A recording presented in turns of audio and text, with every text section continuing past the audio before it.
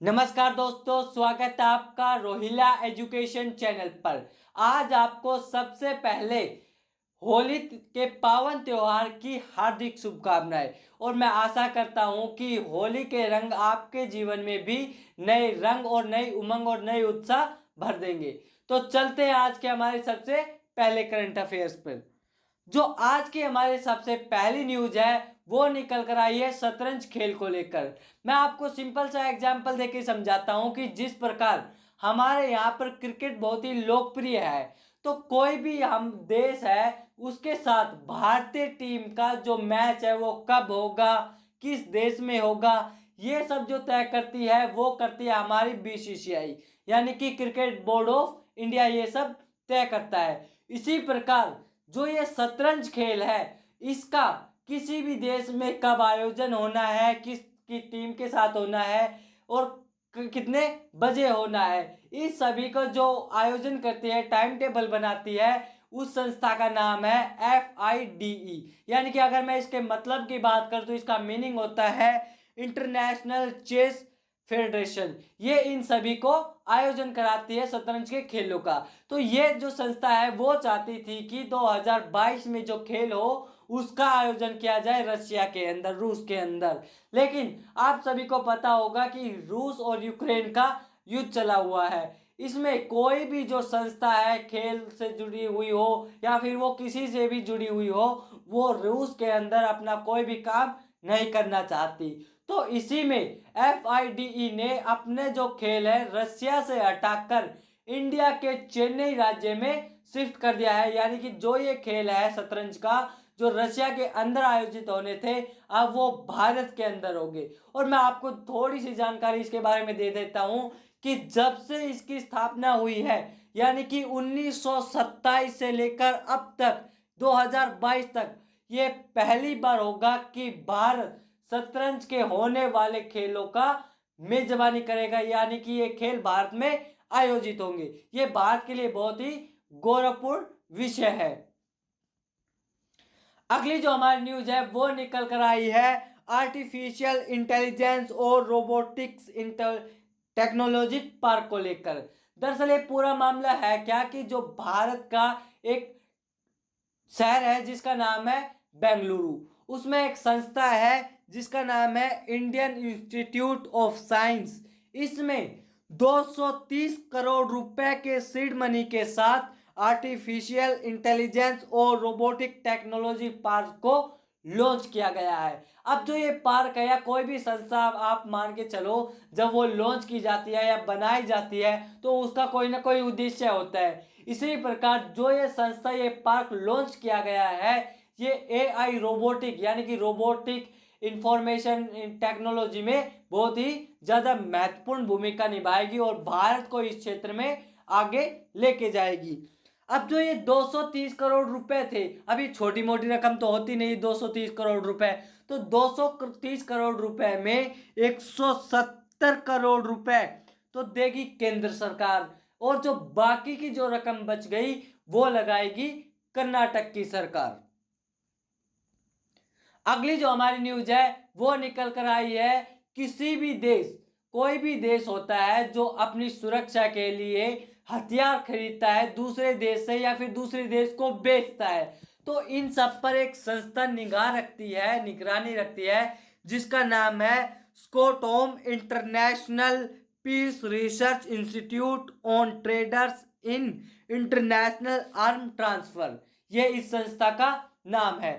जो ये संस्था है, इस संस्था ने हाल ही में एक रिपोर्ट पेश की है जिसमें इसने बताया है कि 2017 से लेकर 2021 तक भारत दूसरे देशों से हथियार आयात करने में सबसे आगे रहा है। इस संस्था ने ये बताया है और भारत की कुल हिस्सेदारी विश्व में 11% की रही है। अगली जो हमारी न्यूज है वो निकल कर आई है लेडीज को लेकर। दरअसल होता क्या है, आपने बहुत ही टीवी में या फिल्मों में या अपने आस पड़ोस में सुना होगा कि कोई भी लेडीज है जब वो किसी बच्चे को जन्म देती है तो उस दौरान उसकी मृत्यु हो जाती है। लेकिन आप सभी को जानकर ये बहुत ही ज़्यादा खुशी होगी और गर्व भी महसूस होगा इंडिया की मेडिकल साइंस के ऊपर, क्योंकि जो इस प्रकार की जो मृत्यु होती थी महिलाओं की, उसमें अब कमी आई है। वो अब 10 अंक अपने पायदान से नीचे गिरी है, यानी कि अगर वो मान लो पहले 20 पे थी तो अब वो 10 अंक कम होकर 10 पर आ गई है, यानी कि उनकी मृत्यु रेट अब घट गई है। अगली जो हमारी न्यूज है वो निकल कर आई है पंजाब को लेकर। दरअसल आपको सबको पता होगा कि पंजाब में अभी इलेक्शन चले हुए थे मुख्यमंत्री को लेकर, तो वहां के जो नए मुख्यमंत्री के रूप में जो शपथ लेंगे उनका नाम है भगवत मान। ये पंजाब के नए और 18वें सीएम के रूप में अब शपथ लेंगे। अब पंजाब के बारे में अगर हम थोड़ा सा डिस्कस करें तो हरियाणा और पंजाब ये दोनों राज्य पहले एक ही थे, लेकिन 1 नवंबर 1966 को ये दोनों राज्य अलग अलग हो गए, यानी कि हरियाणा और पंजाब अपने राज्य की जो स्थापना दिवस होता है वो 1 नवंबर 1966 को ये अलग हुए थे, तो 1 नवंबर को ये अपने राज्य दिवस के रूप में मनाते हैं। और अगर मैं इनकी राजधानी की बात करूं तो दोनों की राजधानी एक ही है, यानी कि संयुक्त राजधानी है जिसका नाम है चंडीगढ़। अगली जो हमारी न्यूज है वो निकल कर आई है शिक्षा को लेकर। दरअसल हम सभी जो भारतीय वासी है उसकी हमेशा से एक शिकायत रही है कि भारत में शिक्षा को किसी ना किसी तरह डेवलप किया जाए, जो भारतीय बच्चे हैं उनको उच्च शिक्षा स्तर में दी जाए, यानी कि शिक्षा उनको हाई लेवल की शिक्षा प्रोवाइड की जाए। इसी को लेकर जो दो संस्था है, दो विश्वविद्यालय है, उन्होंने आपस में एग्रीमेंट किया है, समझौता किया है, जिसकी तहत जो ये संस्था है जिसमें से एक का नाम है अरुण जेटली राष्ट्रीय वित्तीय प्रबंधक संस्थान और दूसरा नाम है जवाहरलाल नेहरू विश्वविद्यालय, इन दोनों ने आपस में एक सहमति बनाई है जिसके तहत ये दोनों आपस में एक दूसरे की शिक्षा को आपस में शेयर करेंगे और शिक्षा को आगे बढ़ाने के लिए, यानी कि उच्चतर शिक्षा बनाने के लिए काम करेंगे। अगली जो हमारी न्यूज है वो निकल कर आई है जाम्बिया देश को लेकर। दरअसल हाल ही में मार्च के दिनों में जाम्बिया देश के एक पूर्व राष्ट्रपति थे जिनका नाम था रुपिया बांदा, उनका हाल ही में निधन हो गया है। ये जाम्बिया देश के चौथे राष्ट्रपति थे। अब जाम्बिया देश के बारे में हम अब डिस्कशन करें, क्योंकि हो सकता है कि जाम्बिया देश के बारे में आपसे राजधानी पूछ ली जाए, मुद्रा पूछ ली जाए या और कुछ भी पूछ लिया जाए, तो हमें इन सभी प्रश्नों को भी देखकर चलना होता है। तो जाम्बिया देश की अगर मैं राजधानी की बात करूं तो जाम्बिया देश की राजधानी है लुसाका, और जो इसकी मुद्रा है, यानी कि जिस प्रकार हमारे यहाँ पर इंडिया में रुपयों से सब कुछ लेन देन होता है क्योंकि हमारी मुद्रा है रुपया, इसी प्रकार जाम्बिया देश की मुद्रा है जाम्बियन कवचा, यानी कि जो वहां के लोग हैं जाम्बियन कवचा जो ये मुद्रा होती है उसी में ये अपना लेन देन करते हैं। और वहां के अगर वर्तमान राष्ट्रपति की बात करूं तो उनका नाम है हाकड़े हिचिलेमा, ये उनके राष्ट्रपति का जो वर्तमान में राष्ट्रपति उनका नाम है। अगली जो हमारी न्यूज है वो निकल कर आई है BRO। दरअसल इस न्यूज को बताने से पहले मैं आपको बताना चाहता हूं कि हाल ही में आपने सुना होगा इंडिया और चाइना का एक मतलब डिस्ट्रीब्यूट हो गया था बॉर्डर को लेकर। जो चाइना है वो चाहता था कि इंडिया अपने बॉर्डर को मॉडिफाई ना करे, उनको मतलब बनाए नहीं, जो सड़कें होती है बांध होती है वो बॉर्डर पर निर्माण ना करे, और इंडिया चाहता था कि हम उनका निर्माण करें। क्यों? क्योंकि मान लो कल को चाइना इंडिया के अंदर घुसने की कोशिश करता है या फिर युद्ध छिड़ जाता है चाइना या पाक के साथ हमारा, तो जो हमारी भारतीय सेना है उसको युद्ध क्षेत्र में पहुंचने के लिए जो हमारा बॉर्डर इंफ्रास्ट्रक्चर है वो बहुत ही ज़्यादा मजबूत होना चाहिए, क्योंकि जो पुल होते हैं, नदियाँ पड़ती है, नदियों के ऊपर जो पुल बनाए जाते हैं उनमें जो ट्रक जाएंगे उसमें ही तो भारतीय सेना जाएगी ना। तो बॉर्डर स्ट्रक्चर को इम्प्रूवमेंट किया जा रहा था, और कर कौन रहा था? हमारा BRO, यानी कि बॉर्डर रोड ऑर्गेनाइजेशन। अब न्यूज ये निकल कर आई है जो ये बॉर्डर रोड ऑर्गेनाइजेशन है इसने GRSE, जिसकी फुल फॉर्म होती है मतलब होता है Garden Reach shipbuilder and engineer, इन दोनों ने आपस में एक एग्रीमेंट के ऊपर हस्ताक्षर किए हैं जिसके तहत ये दोनों मिलकर बॉर्डर के ऊपर, यानी कि जहां से भारत की सीमा चाइना और पाक से लड़ती है वहां पर 27 नए पुलों का निर्माण करेगी ताकि भारतीय सेना युद्ध के दौरान ज्यादा से ज्यादा संख्या में बॉर्डर पर पहुंच सके। अगली जो हमारी न्यूज है वो निकल कर आई है खेल मंत्रालय से लेकर। दरअसल जो हमारा खेल मंत्रालय है वो चाहता है कि जो भारतीय लड़के या लड़कियां हैं वो ज्यादा से ज्यादा खेलों में पार्टिसिपेट करें। तो और इसी को लेकर जो 77 खेल परियोजनाएं चलाई जा रही थी उसके लिए आज खेल मंत्रालय ने 506 करोड़ रुपए की मंजूरी दे दी है। अगली जो हमारी न्यूज है वो निकल कर आई है अमेरिका से। दरअसल अमेरिका में हाल ही में एक ऑर्गेनाइजेशन किया गया था जिसका नाम था क्रिटिकस चॉइस अवार्ड ऑर्गेनाइजेशन। ये जो क्रिटिकस चॉइस अवार्ड था ये ऑर्गेनाइज किया गया था अमेरिका में। तो ये जो अमेरिका में अवार्ड ऑर्गेनाइज किया गया था इसमें सक्सेंस को सर्वश्रेष्ठ नाटक श्रृंखला का अवार्ड मिला है और जो बेस्ट अभिनेता होता है बेस्ट एक्टर होता है उसका अवार्ड मिला है ली जंग जे को। अगली जो हमारी न्यूज है वो निकल कर आई है कंपटीशन कमीशन ऑफ इंडिया से लेकर। यानी कि अगर मैं इसका हिंदी में बात करूं तो हिंदी में इसका मतलब होता है भारतीय प्रतिस्पर्धा आयोग।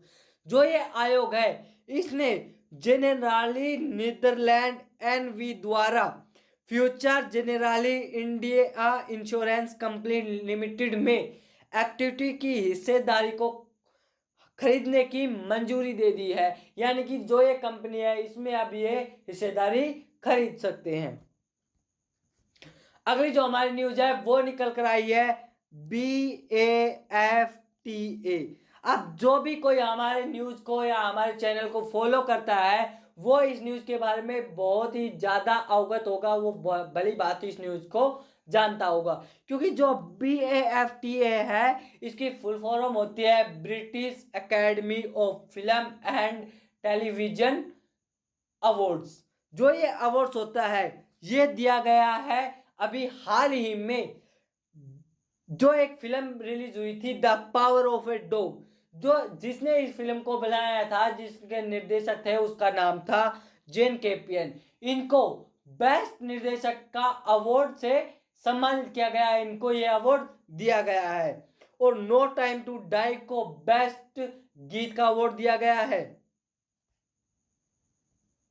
अगली जो हमारी न्यूज है वो निकल कर आ रही है हाल ही में जॉर्डन में आयोजित हो रहे एशियन बॉक्सिंग चैंपियनशिप को लेकर। दरअसल जो हमारी जो कल गया उसमें जो हमने वीडियो डाली थी और परसों की जो वीडियो थी उसमें बताया था कि 6 भारतीय पुरुषों ने एशियन बॉक्सिंग चैंपियनशिप में गोल्ड मेडल हासिल किया है और 5 महिलाओं ने कल एशियन बॉक्सिंग चैंपियनशिप में गोल्ड मेडल हासिल किया था।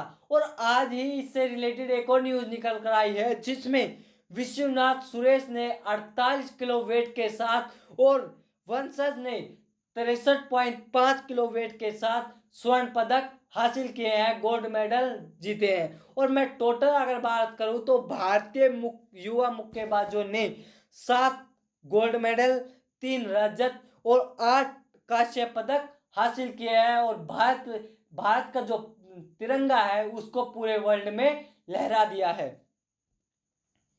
अगली जो हमारी न्यूज है वो निकल कर आई है एक संगठन को लेकर जिसका नाम है विश्व भारती संगठन। दरअसल पूरा मामला ये है कि शांति के राजदूत जिनको कहा जाता है जिनका नाम है जैनाचार्य डॉक्टर लोकेश जी, इनके द्वारा स्थापित अहिंसा विश्व भारतीय संगठन हरियाणा के गुरुग्राम जो शहर है उसमें भारत का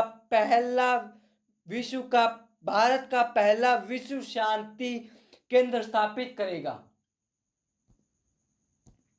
अगली जो हमारी न्यूज है वो निकल कर आई है भारतीय राजदूत को लेकर। दरअसल आप सभी को मैं बता दूं कि किसी भी राजदूत को लेकर बहुत ही कम क्वेश्चन देखने को मिलते हैं कॉम्पिटेटिव एग्जाम में, लेकिन आप सभी अगर एक भारतीय हैं तो आपको आपके जो हमारे राजदूत होते हैं जो अपने दूसरे देशों में होते हैं उनके बारे में जानकारी होनी चाहिए। तो भारत के एक राजदूत है जिनका नाम है सतोशी सुजुकी, ये जापान में है भारत के राजदूत।